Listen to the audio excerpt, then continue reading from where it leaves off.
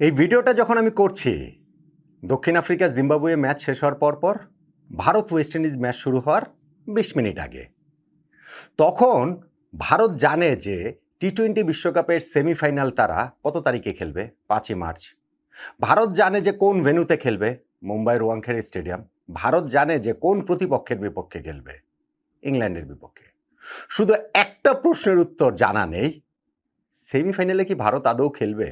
মানে আমি যেই কথাগুলো ভারতকে নিয়ে বললাম, সেই সেম কথাগুলো ওয়েস্ট ইন্ডিজকে নিয়েও বলা যায়। কেননা ভারত ওয়েস্ট ইন্ডিজ যেই ম্যাচটা ইডেন গার্ডেন্সে এই যে শুরু হয়ে যাচ্ছে, সেইটা আসলে ভার্চুয়াল কোয়ার্টার ফাইনাল। সেই ম্যাচটাতে যারা জিতবে তারাই এই গ্রুপের দ্বিতীয় দল হিসেবে সাউথ আফ্রিকার পেছনে থেকে, যেইটা আসলে নিশ্চিত হয়েছে সাউথ আফ্রিকা এই যে জিম্বাবুয়েকে যে হারালো তার মাধ্যমে, তারা ওই দ্বিতীয় দল হিসাবে সেমিফাইনালে খেলবে ইংল্যান্ডের বিপক্ষে। আর সাউথ আফ্রিকা তারা জিম্বাবুয়েকে হারিয়ে এই সুপার এইটসে গ্রুপ চ্যাম্পিয়ন হওয়াটা যেমন নিশ্চিত করেছে, ঠিক তেমনিভাবে সেমিফাইনালটা তারা অন্য গ্রুপের ২ নম্বরে থাকা দল রানার্স আপ নিউজিল্যান্ডের বিপক্ষে খেলবে কলকাতার ইডেন গার্ডেন্সে, সেটাও নিশ্চিত হয়ে গিয়েছে। ভারত নাকি ওয়েস্ট ইন্ডিজ, কারা আসলে সাউথ আফ্রিকার সঙ্গী হিসাবে সেমিফাইনালে উঠবে? সেমিফাইনালিস্ট ৩টা দলের মধ্যে নির্ধারিত হয়ে গেছে, ইংল্যান্ড, নিউজিল্যান্ড ওই গ্রুপ থেকে এবং এই গ্রুপ থেকে সাউথ আফ্রিকা। চতুর্থ দল ভারত হবে নাকি ওয়েস্ট ইন্ডিজ হবে, সেইটাই এখন সবচেয়ে বড় প্রশ্নের বিষয়। এবং সেই প্রশ্নের উত্তরটা আমরা আগামী কয়েক ঘন্টার মধ্যেই ইনফ্যাক্ট পেয়ে যাব। তো ভারতের কিংবা ওয়েস্ট ইন্ডিজের সেমিফাইনালে ডেট, ভেন্যু, প্রতিপক্ষ সব নির্ধারিত হয়ে আছে, শুধুমাত্র কোন দলটা সেমিফাইনাল খেলবে সেইটাই নির্ধারিত হয়নি। সাউথ আফ্রিকার গ্রুপ চ্যাম্পিয়ন হওয়াটার দিক দিয়ে তারা নির্ধারিত করে ফেলেছে, নিশ্চিত করে ফেলেছে, এবং সেইটাও কি আরও একটা ডোমিনেটিং পারফরমেন্সের মাধ্যমে। হ্যাঁ, বলতে পারেন যে জিম্বাবুয়ের বিপক্ষে সাউথ আফ্রিকা জিতেছে, সেইটা আর এমন কি, তারা ১৩ বল হাতে রেখে ৫ উইকেটে জিতেছে, ঠিক আছে। যেই সাউথ আফ্রিকা গ্রুপ পর্বে আফগানিস্তানকে হারিয়েছে, ওই যে ডাবল সুপার ওভারের যে ম্যাচটা, সেইখানটাতে নিউজিল্যান্ডকে তারা হারিয়েছে, সুপার এইটসকে ভারতকে হারিয়েছে, ওয়েস্ট ইন্ডিজকে হারিয়েছে, তারা তো জিম্বাবুয়ের বিপক্ষে জিততেই পারে, অবশ্যই জিততে পারে। কিন্তু যখন আপনি মাথায় রাখবেন যে এই ওয়ার্ল্ড কাপে ৪-৩-৭ ম্যাচের ৭টাতেই সাউথ আফ্রিকা জিতলো টানা, তখন কিন্তু তাদেরকে আপনি রেড হট ফেভারিটের তালিকাটা তো রাখতে পারেন, সবচেয়ে উপরেও রাখতে পারেন ওয়ার্ল্ড কাপ জয়ের জন্য। অবশ্য একটা সাউথ আফ্রিকার ব্যাড ডে তো টুর্নামেন্টের যে কোনো সময়ই আসতে পারতো, সেইটা আসেনি। এখন তাদের টুর্নামেন্ট জিততে হলে, ওয়ার্ল্ড কাপ জিততে হলে আসলে ৯ ম্যাচে ৯টাই জিততে হবে, কেননা ফাইনালে তো আর ম্যাচ হারাটা এফোর্ড করতে পারে না। যাই হোক, সেটা তাদের পরের আলোচনা, পরের বিষয়। কিন্তু এই যে ম্যাচটা জিতে গেল, সেই ম্যাচটাতে টার্নিং পয়েন্ট কোনটা তা নিয়ে তো আলোচনা করছি। ম্যাচের একটা কথা বলতেই হবে ভাই, সিকান্দার রাজা, হোয়াট এ প্লেয়ার, কি পারফর্মার! মানে একেবারে সিংহহৃদয় প্লেয়ার বলতে যা বোঝায়, পারফর্মার বলতে যা বোঝায়, জিম্বাবুয়ের মতো দেশ থেকে এরকম একজন প্লেয়ার, এবং যার ক্যারিয়ারটা একটু লেটলি ব্লুম করেছে, এবং এখন তিনি ওয়ার্ল্ডের এই টি-20 ফরম্যাটে অন্ততপক্ষে সেরাদের সেরা অলরাউন্ডার তালিকার ছোট্ট তালিকাটাতেও তাকে রাখতে হবে। এবং এই ম্যাচটাতেও দেখেন সিকান্দার রাজা ম্যান অফ দ্য ম্যাচ হয়ে এসেছেন, যদিও তার দলের ম্যান অফ দ্য ম্যাচ হবেন না কেন?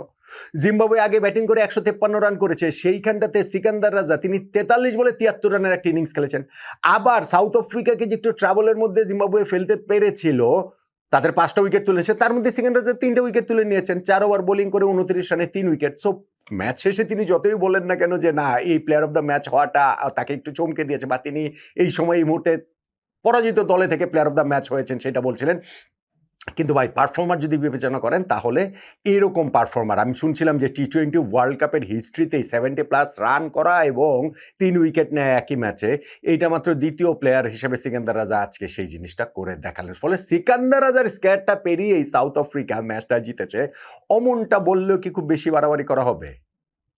দেখেন, আগে ব্যাটিং করে ১৫৩ রান তুলেছে জিম্বাবুয়ে, যেই রানটা আসলে ১৭০-১৮০ হতে পারত, এবং সেইটা হলে ম্যাচটা আরও অনেক বেশি ইন্টারেস্টিং হতো।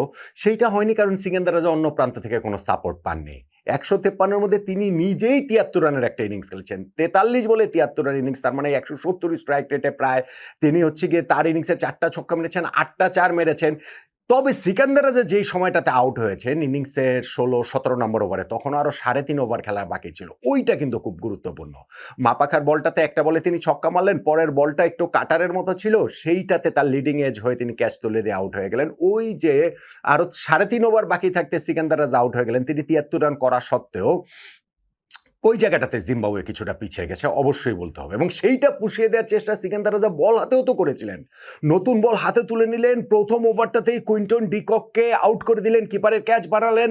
তার সেকেন্ড ওভার ইনিংসের থার্ড ওভারটাতে আরেক সাউথ আফ্রিকার ওপেনার এইডেন মার্করামকে বোল্ড করে দিলেন, এবং সেই জায়গাটাতে শুরুতেই দুই ওপেনারকে সাউথ আফ্রিকার যে এই তুলে নিলেন সিকান্দার রাজা তার বোলিংয়ে, ওইটা কিন্তু জিম্বাবুয়েকে একটুখানি আশা দেখাচ্ছিল। রায়ান রিকেলটন তিনি নেমে একটা বড় শুরুর মানে একটা বিধ্বংসী শুরুর চেষ্টা করেছিলেন, তবে ওই পাওয়ার প্লে লাস্ট ওভারটাতে রায়ান বার্লের অসাধারণ একটা ক্যাচের শিকার হয়ে তিনি আউট হয়ে গেলেন। 43 রানে মনে হয় 3 উইকেট ওই পাওয়ার প্লের মধ্যে সাউথ আফ্রিকার গেছে। কিন্তু এরপরে তাদের যে পার্টনারশিপটা হলো ডেভিড মিলার এবং ডেওয়েল ব্রেভিসের, সেই পার্টনারশিপেই মোটামুটি ম্যাচটা সাউথ আফ্রিকা নিজেদের করে নিয়েছে। হ্যাঁ, এই দুইজন আউট হয়েছেন খুবই কম, 5 বলের ব্যবধানে আউট হয়েছেন। একটা ওভারের লাস্ট বলটাতে আউট হলেন ডেভিড মিলার শর্ট থার্ড ম্যানে ক্যাচ দিয়ে, পরের ওভারটাতে এই ডেওয়েল ব্রেভিস যিনি হচ্ছে গিয়ে 42 রানের একটা ইনিংস খেলেছেন কত 18 বলে, তিনি আরেকটা রায়ান বার্লের অসাধারণ ক্যাচের শিকার হলেন আউটফিল্ডে। কার বোলিংয়ে? সেই সিকান্দার রাজার বোলিংয়ে। সিকান্দার রাজা আজকে 4 ওভার বোলিং, মানে এই কোটাটা যদি আরেকটু বেশি থাকতো তাহলে হয়তো বা রেজাল্ট অন্যরকম হলেও হতে পারতো। জাস্ট সেইং বললাম আর কি। কিন্তু এই যে সিকান্দার রাজার বোলিং এবং এই মাঝখান দিয়ে 2টা উইকেট, ওই পার্টনারশিপটা 25 বলে 50 রানের পার্টনারশিপ হয়েছিল ব্রেভিস এবং মিলারের, এবং সেই পার্টনারশিপ ব্রেক হওয়ার পর 5 বলের মধ্যে এই দুইজনকে আউট করে দিয়ে জিম্বাবুয়ে কিন্তু ম্যাচে ফেরার একটা আশা দেখিয়েছিল, কেননা তখনও 56 বলে আরও কত 53 রান লাগতো। কিন্তু সাউথ আফ্রিকার ব্যাটিং ডেপথ আছে, তো তারা ওইখানে টিস্টান স্টাফস আর হচ্ছে গিয়ে জর্জ লিন্ডে তারা ম্যাচটা শেষ করে দিয়েছে। ইনফ্যাক্ট 13 বল হাতে থাকে সাউথ আফ্রিকা 5 উইকেটে ম্যাচটা জিতে নিয়েছে। এখন এই ম্যাচটা যে সাউথ আফ্রিকা জিতলো সেখানটাতে টার্নিং পয়েন্ট কোনটা? আমার হিসাবে ভাই টার্নিং পয়েন্ট সিকান্দার রাজার আউটটা। সিকান্দার রাজার ওই যে 73 রানে যে তিনি আউট হয়েছেন, এবং সেইখানটাতে আরও 3.5 ওভার খেলা বাকি ছিল। যদি ওই 20 ওভার পর্যন্ত সিকান্দার রাজা থাকতে পারতেন, সেক্ষেত্রে সাউথ আফ্রিকার রানটা হয়তো বা আরও 20টা রান বেশি হতো, তখন ম্যাচটা হয়তো বা আরও অনেক ইন্টারেস্টিং হতো। সিকান্দার রাজার আউটটাই তাই আমার কাছে এই ম্যাচে সাউথ আফ্রিকার জয়ের, তাদের গ্রুপ চ্যাম্পিয়নশিপ নিশ্চিত করা, তাদের টানা 7 ম্যাচ জয় নিশ্চিত করা এই ম্যাচটার টার্নিং পয়েন্ট। সেমিফাইনালে নিউজিল্যান্ডের বিপক্ষে কলকাতার ইডেন গার্ডেন্সে সাউথ আফ্রিকার ওই ম্যাচটাতে কী হবে সেটা তো আমরা ওই সময় গিয়ে তো নিশ্চয়ই আলোচনা করব। আর তাদের সঙ্গী হিসাবে ইংল্যান্ডে ওয়াংখেড়েতে 5 তারিখে যেই ম্যাচটা, ইংল্যান্ডের বিপক্ষে কারা খেলবে? ম্যাচ তো শুরু হয়ে যাচ্ছে, আপনারা হয়তো অনেকেই ভিডিও দেখতে দেখতে ম্যাচ মাঝপথে থাকবে, ম্যাচের রেজাল্টও হয়ে যেতে পারে।